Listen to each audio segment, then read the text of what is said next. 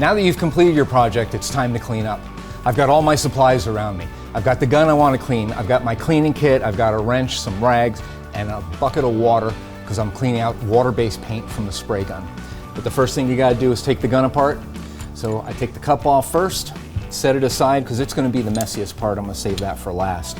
I'm gonna unscrew the pickup tube from underneath the cup lid, drop it down into the water.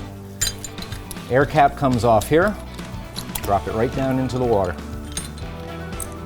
Use my wrench to remove the nozzle on the front of the gun. So we're gonna remove the fluid adjustment knob on the back. Now watch out here because there's a spring in there. If that spring springs away, you're sprung for the day. Pull the needle out. The needle is stainless steel.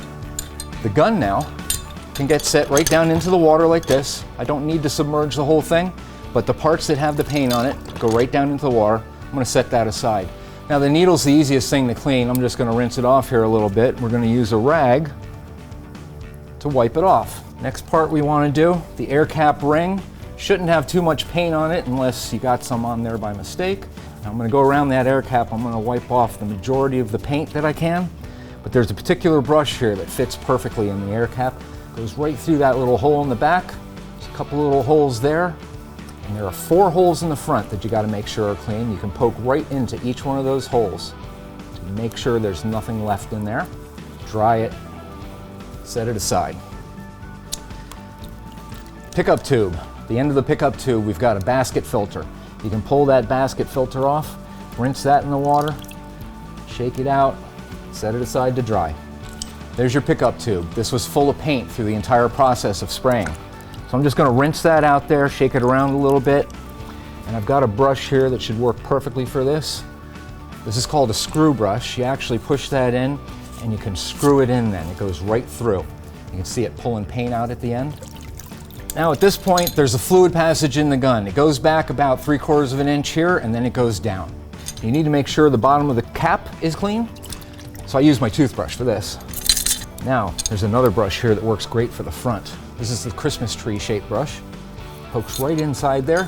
And again, you can spin that around to help clean it out.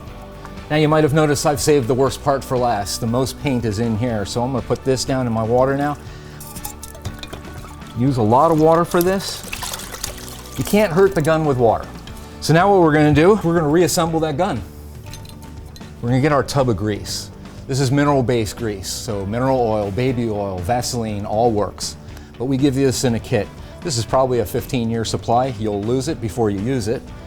But basically, you're just gonna dab your finger into it, get a little bit on there, and you're gonna wipe that on the needle itself. And you're just putting a fine coat of grease on that needle. It doesn't need to be thick.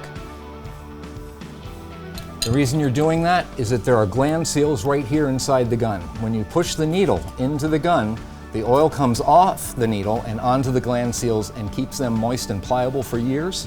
Now what I'm gonna do is I'm gonna put about 1 inch or 2 of water in the cup, put it back on the gun, and I'm gonna step outside to spray. At that point, I'm gonna look at that spray as it's coming out. If it comes out milky or full of color, you haven't cleaned the gun enough, do that a couple of times until it sprays clear.